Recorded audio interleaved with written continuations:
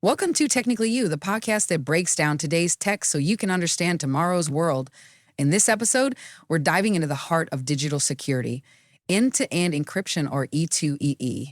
Whether you're sending a private message or managing business transactions, this episode is for you. That's right. We'll cover what E2EE is, how it works, the encryption algorithms behind it, where it's used, its benefits, potential limitations, and the future of encrypted communication. So let's unlock this topic, starting with what end-to-end encryption is. End-to-end encryption is a method of secure communication where only the communicating users can read the messages. No third parties, not even the service providers, can access the transmitted data. No third parties, not even the service provider, can access the transmitted data. I think of it like a sealed envelope that only the sender and receiver can open. Not even the post office can peek inside.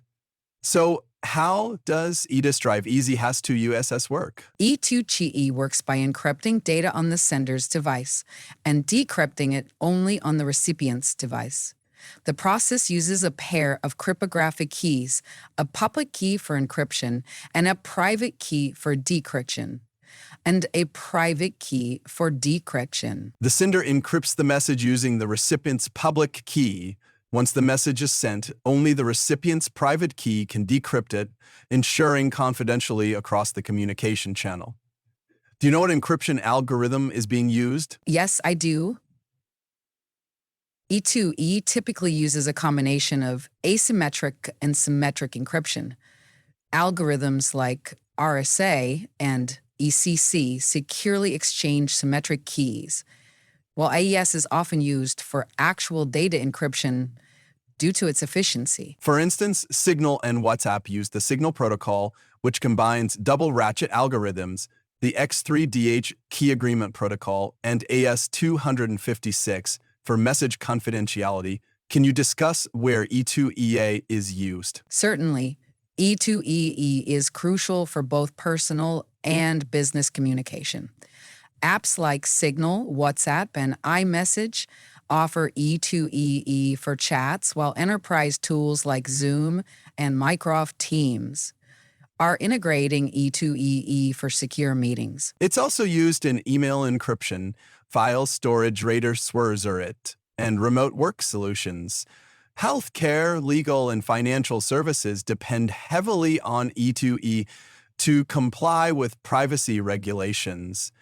And what about the benefits? The most obvious benefit is privacy.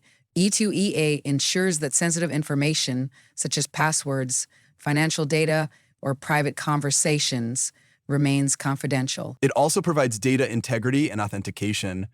You can be sure that the message hasn't been tampered with and that it's really from the person you think it is. C2EA is also a strong defense against surveillance, hacking, and censorship.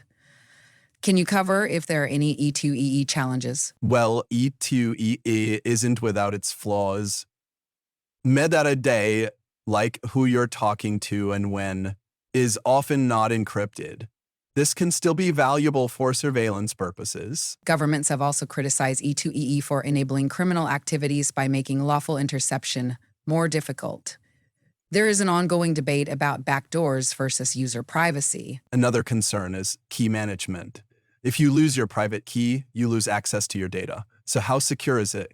When implemented correctly, E2EE is extremely secure. The encryption algorithms used are virtually unbreakable with current computing power. However, human error and weak endpoints remain vulnerabilities. Phishing, device compromise, and social engineering can still expose data despite encryption. Great. So what is the future of E2EE? The future of E2EE includes stronger encryption standards, better integration into everyday tools, and the development of post-quantum encryption algorithm to withstand quantum computing threats. As user demand for privacy grows, more platforms are adopting E2E by default.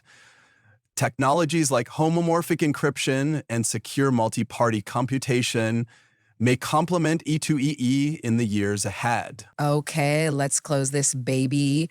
Whether you're an enter protecting your clients or an individual protecting your texts, E2EE is a cornerstone of modern digital privacy. Thanks for joining us on this podcast on end-to-end encryption. If you found it valuable, subscribe and share the podcast. And remember, your data deserves protection from start to finish. Until next time, stay secure and stay curious. This has been Technically You.